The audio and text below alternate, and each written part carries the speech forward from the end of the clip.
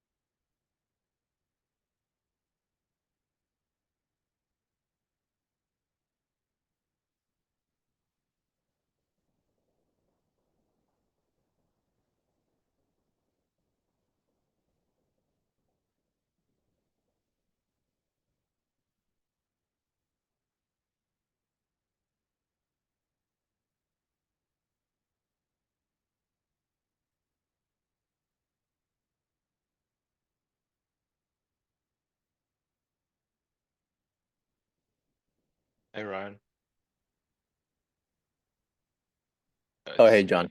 How's it going? uh, good. Um, is it okay to go through all the modes within one sit? So like starting at mode one and just end up at three, or should I separate each sit per mode? Hmm. Both are okay. Yeah. Mode three is in my opinion, mode three is uh the reason it's mode three is because most people can't do it. At least most beginners can't do it at the outset. But if you find that you start with mode one and there's a natural progression to mode three, that's okay. That's really just your mind becoming more refined. Like initially you have to work with the grosser meditation object like the body, and then it progresses to inquiry, and then the inquiry feels like it's too much of a doing, and then you let that fall away and you just rest in mode three. That's totally fine. Okay, Yeah, yeah, that's perfect. cool. So the goal is mode three. Um, I wouldn't say it's necessarily the goal, because mode two can also open non-duality, as can mode one. It's just that mode three, I probably have presented it as a goal actually, because in mode three you're really not doing anything anymore, but you can have mode three and still have the sense that you're separate from things or whatever, right? There's just an absence of volition in mode three. Um, but mode three is the most natural. So in you know post awake post awakening, or in non-duality, mode three would be natural uh for you. Yeah. So you could do mode two or mode one or whatever meditation techniques, but you'll be experiencing them from primarily from this non-volitional orientation, which is in mode three. That begins to open up in mode three. Does that make sense? yeah, yeah. Because I remember you describing mode three as just noticing, um, noticing the phenomenon or whatever's happening. But I do feel like whenever I try it, there's a bit of effort to notice. Yeah, you drop Yeah. that. Yeah, yeah, yeah. Oh, So that gets released, right? You start. So mode two is self inquiry. So you're looking at mind. And then in mode 3, you're just looking. There's just noticing. And the noticing becomes something that's too gross. So like being aware becomes something that's requiring too much effort. So you drop awareness and you drop noticing as an activity, and then you just allow reality experience to be exactly as it is. Yeah. It's good that you're asking. So mode 3 has an entry, and then it has the falling away of that entry. It begins with noticing, and then it has the falling away of noticing. So then you may be naturally aware, but it's not something that is being maintained anymore. Yeah, Cool. yeah, Um, yeah. Really, really good question. I got one more question. Yeah. Um, last session you talked about a mantra, and you said it's only for some people. Um, would you prescribe a mantra for me, and what mantra should that be? Well, it depends. So, um, but the mantra that I use is the mantra from the tradition I was trained in, and the method that I still practice. So, as Dhammakaya meditation, and the mantra is Sama Araham. So Sama means right, and Araham means the Arahant, or enlightened one. So in Buddhism, you have the Eightfold Path, right view, right effort, right livelihood, such and such. So Sama means right. So you say Sama Arahang or Sama Araham, and that's the only mantra that I teach. So, but I also tell people, use a mantra with whatever your inclination is.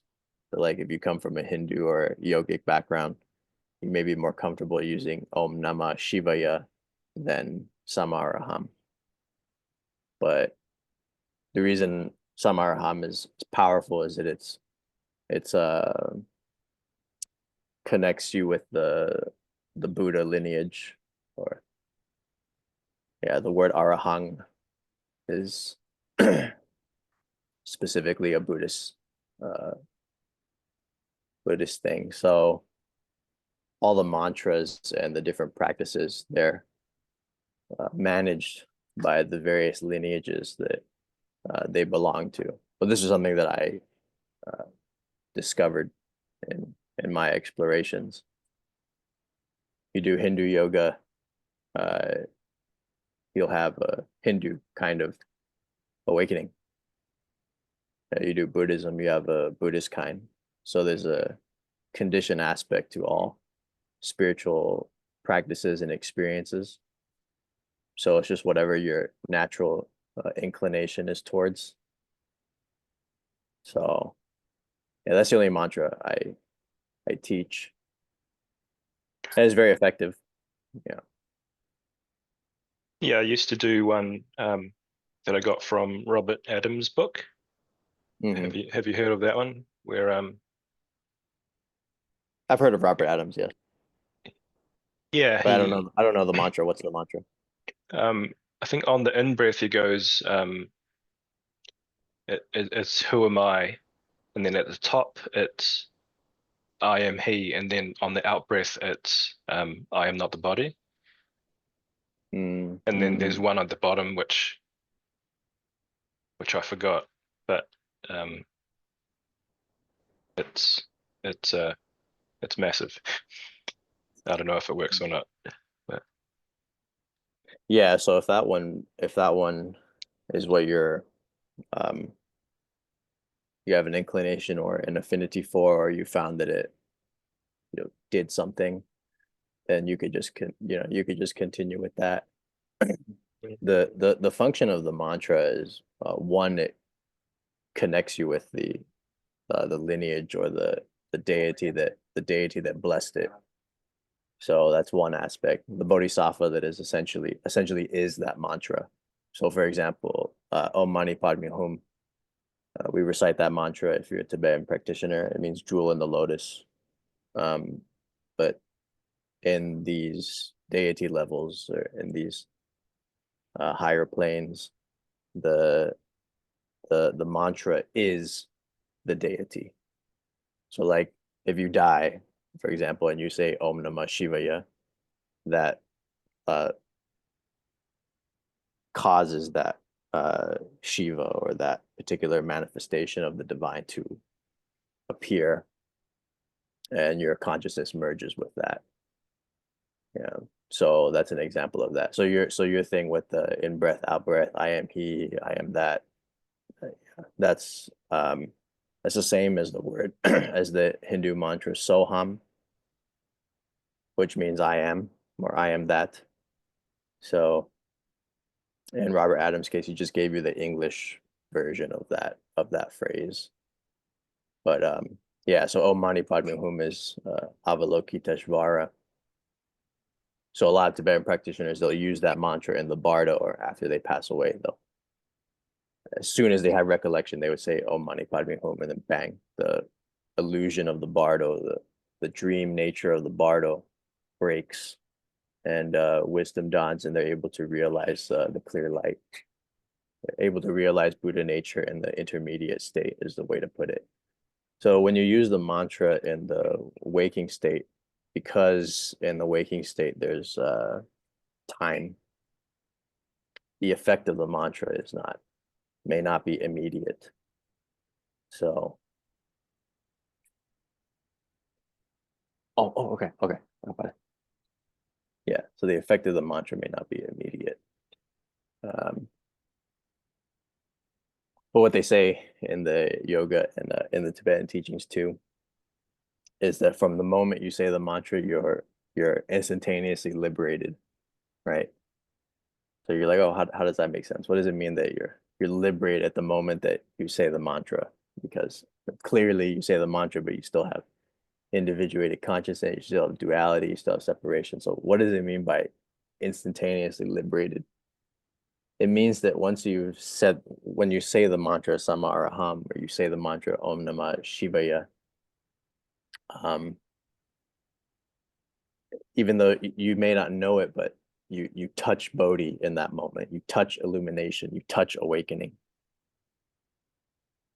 And so, from the perspective of outside time, the liberation's already the case. Liberation's already instantaneous. So it's like the way they put it in the uh, yoga tradition is like from the moment you receive Shaktipat or the moment you receive initiation, bang, you're already enlightened, you're already liberated. There's just like a lag effect because you exist in time at the physical level. So that's an example of that. But then you're like, well, if there's no time, how did you ever receive initiation at all? Yeah, that's like the absolute perspective. There was never initiation. You were never initiated. It was already all perfect. Yeah.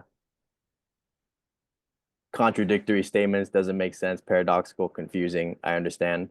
But um from the Bardo level or from the intermediate state after death, these types of things make sense.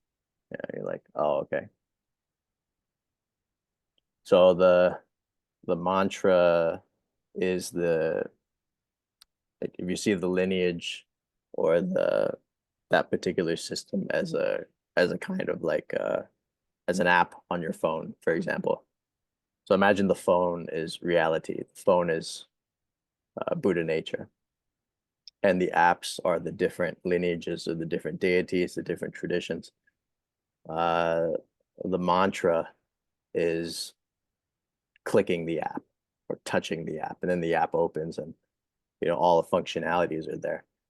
So the mantra is essentially the mantra or the meditation method is really the code or the key to access that particular program, that particular app, that particular configuration of reality of the phone, in the phone. Yeah. So certain apps look like this, or other apps look like that. Certain apps have these functions, other apps have those functions. Like Google Maps does the Google Maps, and Venmo has its functionality, but they're both apps. So it's the same way with all mm, the deity lineages, you could say. Like some traditions, it's the reason why, for example, green Tara is used for um, wealth. Like in the Tibetan tradition, if you want to bring in prosperity, you do green Tara mantra and you visualize whatever it is that you want to have appear. In the Hindu tradition, if you're having obstacles in a given area, you do the Ganesh mantra or the Ganesh practice, and you overcome obstacles with that intention and using that mantra. So the different mantras also have different functions. As a thing to consider too, by the way, in the use of mantras, that mantras generally have specification of function, as do as do deities. They have specification of function. So yeah. Cool. Thank you.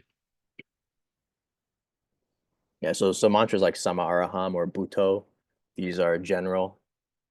They can be used for anything, and their primary function is awakening. Yeah. Bhutto is Buddha. Arahang is Buddha, enlightenment, right enlightenment. So the mantras that are general use are always awakening oriented, and then you get specification below those. So Om Namah Shivaya is a general awakening mantra, whereas then you have mantras like Ganesh or white Tara, green Tara, yellow Tara, whatever, and those are all for um, yeah different things that a practitioner may need to overcome. Yeah, some mantras are used for destruction of obstacles, um, overcoming overcoming temptations or overcoming habitual patterns. So if you have enough power and enough intention, a general mantra, I mean, you don't even, yeah. If you have enough intention and power in your system, you don't have to use a mantra, right? But if you don't, then you use a mantra and the general mantra is sufficient. If the general mantra is not sufficient, then you use a specified mantra, so an action mantra, and that can help you um, with the connection with that specific intelligence, help you overcome that particular issue. And it's different than how it's seen in some of the Western traditions where there's a consideration of this whole like give and take transactional thing. It's like you would feel, oh well, if I use that mantra, does the deity want something from me? Like do I have to give it something? And that's how you can tell the difference between lower beings and higher beings. You don't have to take my word for it, but there is a hierarchy. So, there's spiritual beings that want things in exchange for assistance, and then there's the bodhisattvas, which are the doctors without borders of the universe. Like those are the kinds of beings you want to work with. I call them the agents of the guru. They don't ask for anything in return. Why? Because it's their function to help. That is their dharma. That is their mission in the universe. It has nothing to do with getting anything back. What could you possibly give a being like that? That's the kind of being you want to connect with. That's the kind of lineage you want to work with. That is bodhisattvic and altruistic, uh, not transactional, not give or take. So offerings are made out of respect and veneration, not out of transaction. In the Tibetan tradition, you do like a puja, or puja is an offering, so like a fire offering, and you light butter lamps and you offer tormas, which are cakes made of flour, and you make this whole elaborate thing, right? Time goes into the creation of those ritual objects. Practitioners really put their hearts into those things, and when they make that as an offering. It's an offering of the heart. It's not like uh flour cakes actually are significant in comparison to rice cakes, you know. Like flour cakes and rice cakes, there's no, they're both starches. It's it's uh it's what goes in to the offering. So yeah, it's not that the offerings are made and then as a result of the flower, the deity is pleased or something. It's not the point. The point is that through the supplication, through the offering, by putting the ritual together and um, by proceeding in a meticulous and in a devotional fashion, there's a humbling of self that occurs. There's a thinning of me when you do things correctly, or when you do things from the heart and when they're genuine offerings. There's a humbling, there's a letting go. You know, like when you're an example is like a lot of these things are designed as expedient means from the deity's angle. So I'll explain that. So, for example, um, some of the sutras say that if you do this particular mantra 800,000 times, that your karma of innumerable lives will be wiped out. And then once you have done it 800,000 times, you'll be able to, for example, like dedicate these merits to people who need it, and you'll be able to like heal the sick or um, bless people with prosperity if you needed to or if you wanted to. So if I'm a higher level deity, right, and I'm working with humans from 2,000 years ago that are primarily concerned with survival and prosperity and livestock and overcoming illnesses, whatever the conditions are that are afflicting their existence, I would I would make the Dharma fit or be molded, uh, synced to those conditions to give people an excuse or to give people a reason to practice, right?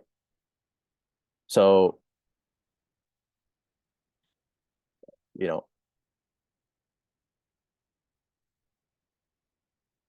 so I would say, hey, if you do this mantra 800,000 times, your uh, your sins or impurities from innumerable lifetimes could be expunged.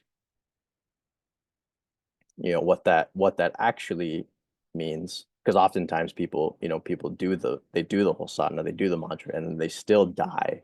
They still die of some illness, you know, or they still have some grave condition or grave circumstance occur. So you would think, well, I thought, you know, his sins were expunged from doing the sadhana. Well, the point is that by doing something that many times, by doing saying a mantra 800,000 times with the heart, you know, you're giving rise to the mind of awakening. You're giving rise to that which is beyond impurity and purity. And you're connecting with the deity lineage and the protectors of that particular knowledge. And there actually is a, you know, there is a karmic mitigation that occurs.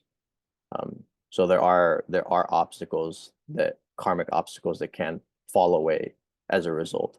But when they say specifically like all of your sins over innumerable lifetimes are just expunged, that would mean that you would not get sick, you would not have some kind of, you know, karmic problem or karmic retribution ever again. And from our observations, we know that's not the case. So what does it mean? It means that by doing the sadhana, by excelling in the meditation, there's karmic mitigation that occurs. There's conditions that may have happened that will no longer happen. But primarily, we gave the practitioner something to do. We gave the practitioner something to work towards.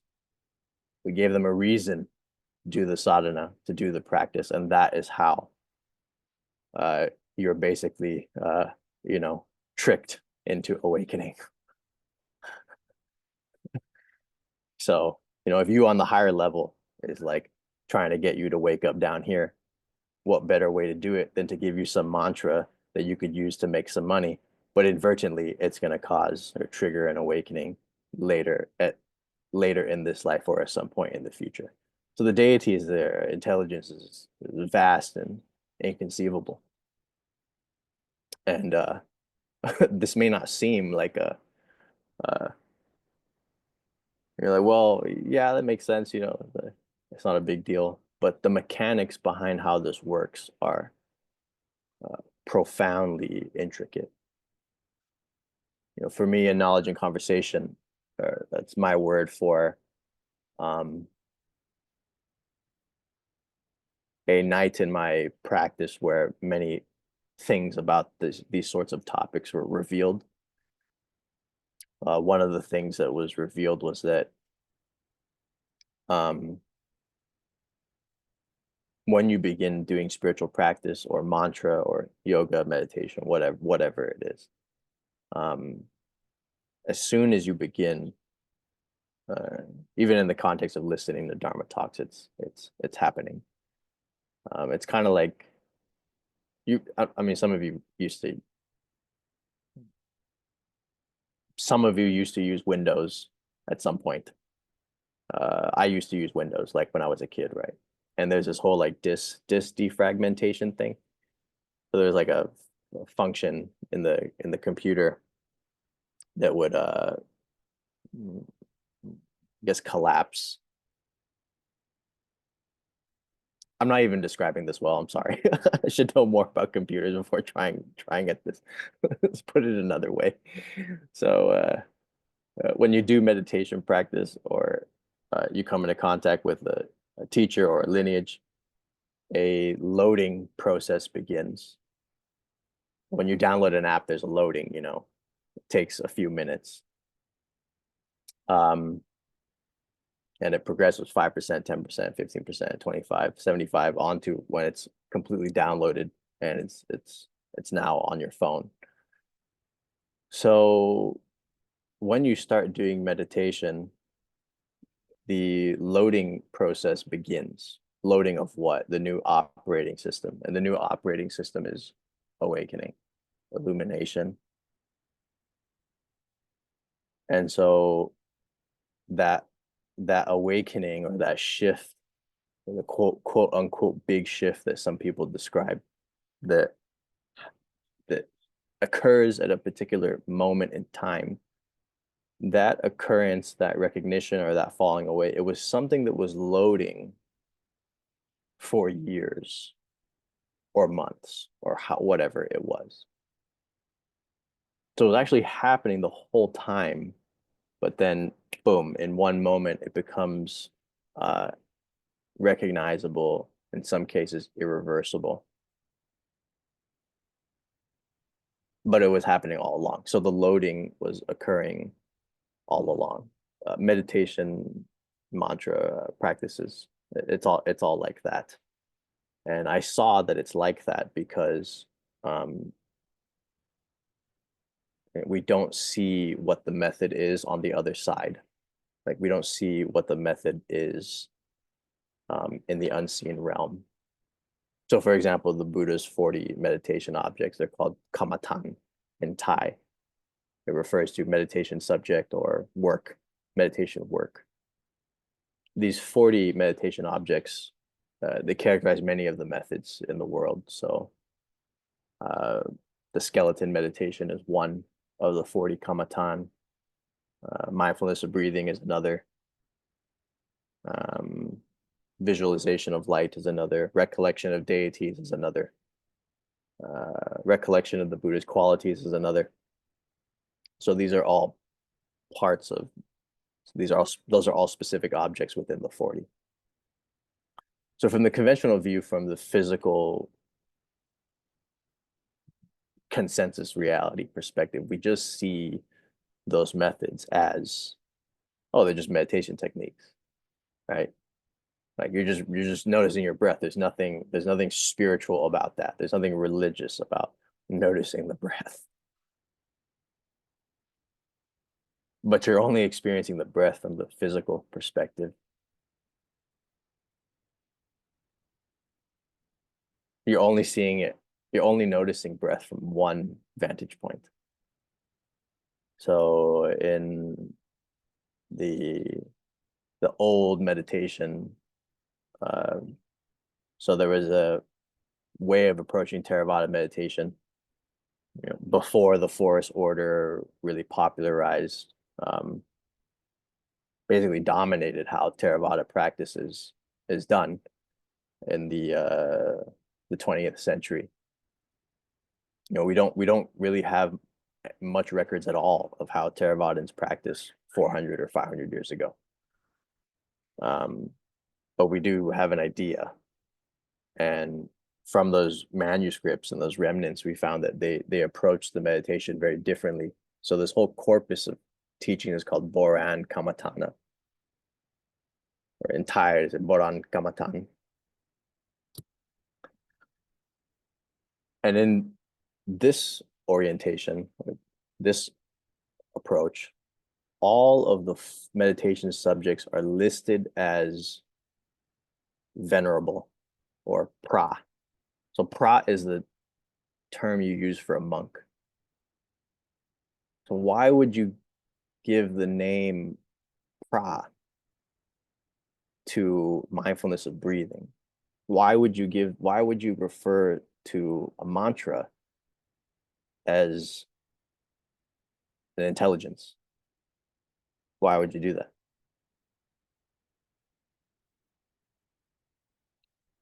Because it's a lot more than what you think it is. Just put it that way. It's only the breath, it's only a mantra, it's only recollection of the Buddha's sublime qualities at the physical space-time level that we're operating in. But at the level of Dhamma, or at the perception that's outside conventional reality, we find that they're much more than that. So the uh,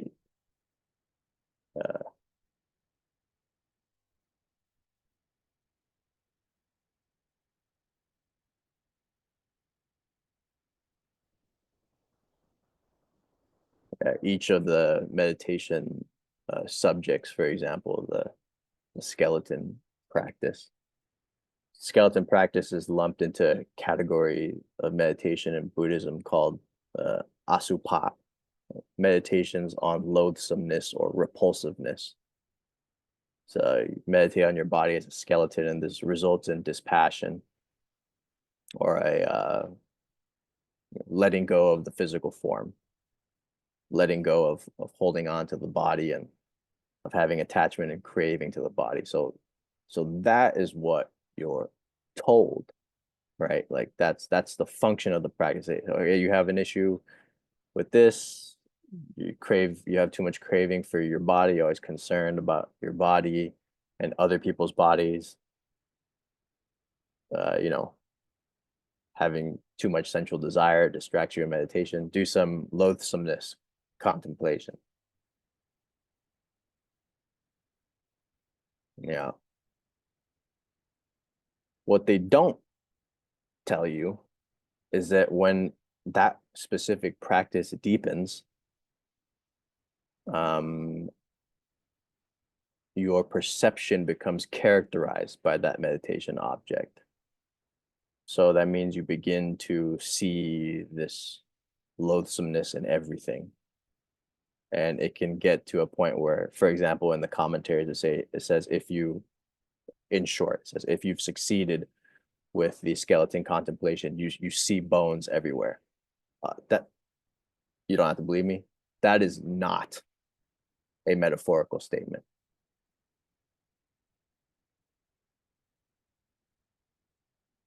You actually see these kinds of things. So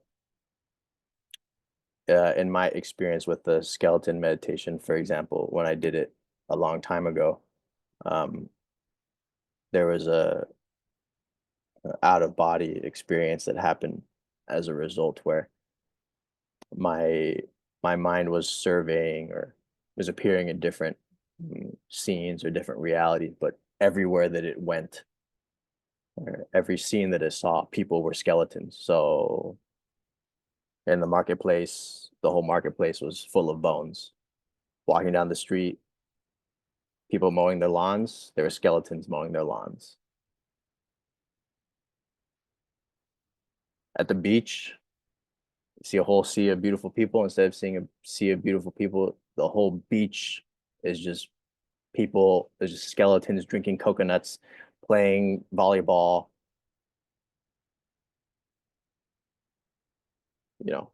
under the umbrellas. You're like, what's the purpose of that? The purpose is that when you see something like that, your mind experiences a release. You see that um, uh, the conventional existence uh, is characterized by death. Fundamentally, underneath this skin are bones. That is the truth. The the the skeleton is the final form of this physical existence. So when you see that, there's a, a lesser amount of holding on that can occur. And so these visions that happen as a result of doing the methods, or these strange supernormal experiences that can occur, how is it that they occur? If the skeleton is just some random thing, you're just visualizing your body as bones, there's nothing mystical about that. But how is it that these mystical things occur? It's because the skeleton practice itself, all of the 40 objects, they're actually dimensions, they're actually intelligences. When you do that meditation, you connect with the beings, the Buddhas, uh, that manage those dimensions. Some intelligence put the vision in your consciousness. You know, it's not your conventional, conceptual, ordinary ego mind that wants to see a whole beach of people as bones. That's not something that you decide that you want to see. It's not exactly a pleasant sight. So there's levels of intelligence behind these things. There's dimensions of intelligence behind the practices, behind the mantras. You just don't hear about it because it sounds too crazy, but this is actually what's happening. So it's like, okay, you do this mantra and you'll make some money. That is the carrot. That is what the masters of reality know will work to get people to use the mantra.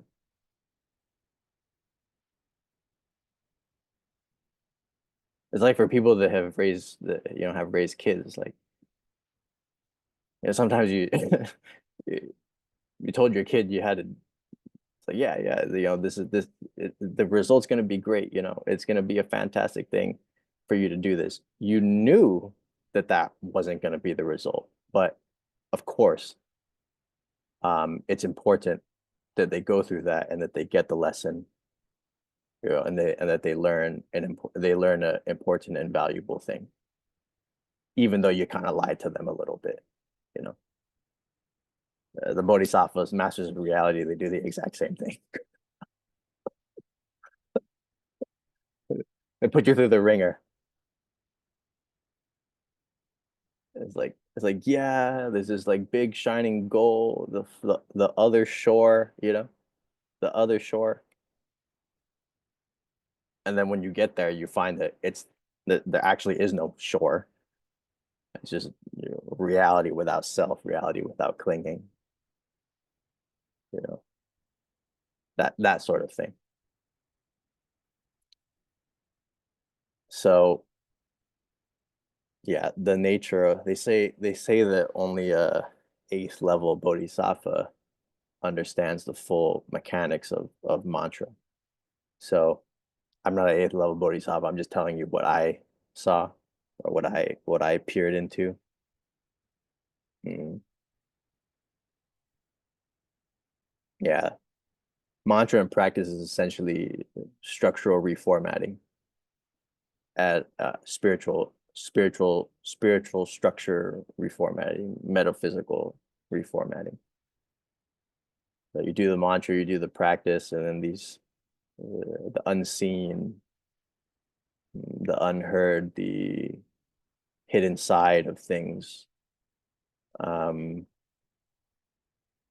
begins to restructure and rebuild you. And then 5, 10, 15, 20, 25 years, whatever, down the line, you have an awakening and you thought it was spontaneous. It was not. I don't exactly know why some people, um, this particular these types of things are revealed to some people, whereas to others they're not. I don't know why.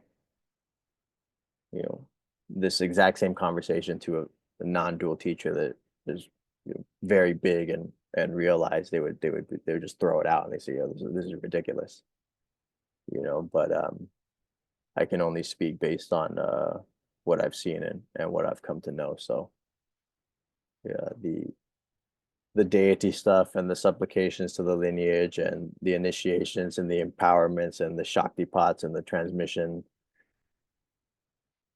from a Western angle that may all seem unnecessary or um, useless, but um,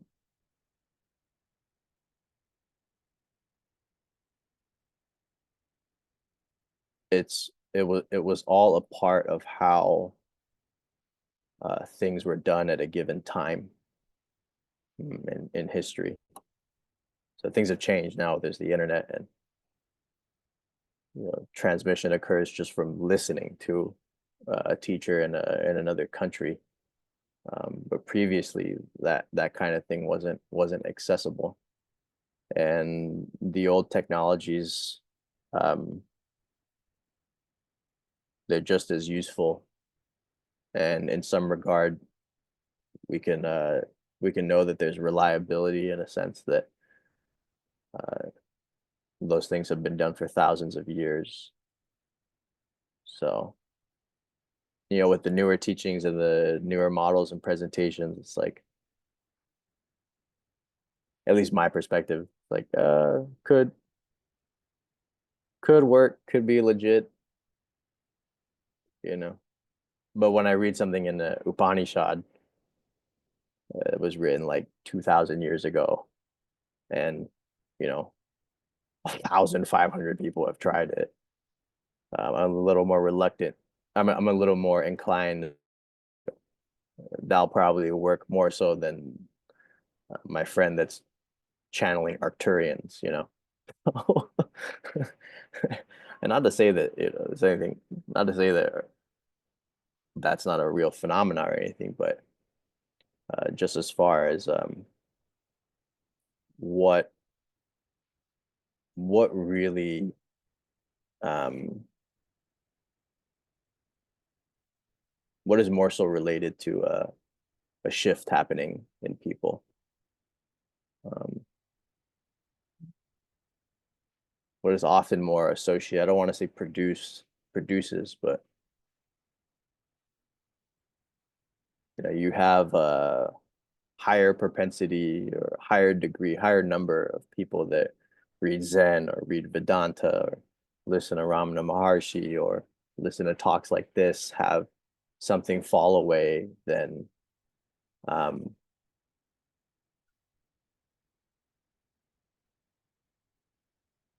modalities like energy healing, for example, or spiritual farming. I don't know, right? It could be anything. So it's because these particular traditions, Zen, Vedanta, um,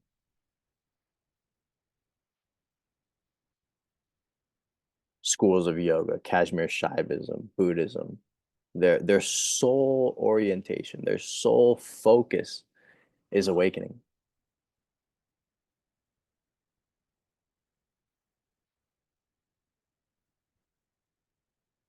Right? In other traditions, it may be something else. Focus may be salvation. The focus may be repentance.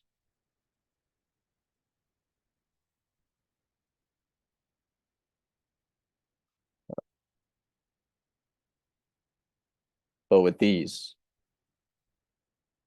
the focus is liberation. So, for example, the doctrine of paticca samuppada, or dependent origination, that entire teaching purely 100% liberation oriented. So of course, you study that, you understand that one, and that is the result that occurs. The one of the other primary insights in on that night was that awakening and spiritual practice is just mechanics. It's just uh, A results in X, or sorry, X results in Y, A results in B. You do this kind of method, you have that kind of realization. You have that kind of realization, it's related to that kind of method or that kind of teaching. And that everything is conditioned by interdependence and interrelationship. It's all uh, a network of causes and conditions. In my case, my mother's here. If my mother never led me, if my mother never brought me to a meditation retreat and to a temple when I was 17 and 18, if she didn't wake me up in the morning to ask me to go to the temple with her, I would not have had the proximate conditions and causes, likely would not have had the proximate conditions and causes to take meditation seriously. And taking meditation seriously ended up being a proximate condition and cause for uh, awakening. So everything is this network of dependence, this spider web of events and inclinations and karma and all these things. So I saw very clearly that everything is conditioned, and in a way everything is fabrication by the virtue that they come into being through interdependence. It's never one thing by itself that causes any other thing. That doesn't happen. A tsunami comes and it destroys an entire shore, but there's an entire chain of events that led to that one particular thing, and how far the chain goes is it always gets to the point of indiscernibility, because what's discernible just depends on the refinement of the instruments that we have, scientific instruments. So, wow, that was a really long ramble. I'm sorry for that, everybody.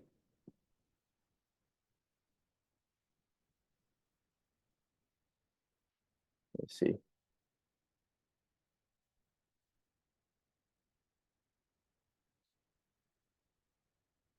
Questions, anybody?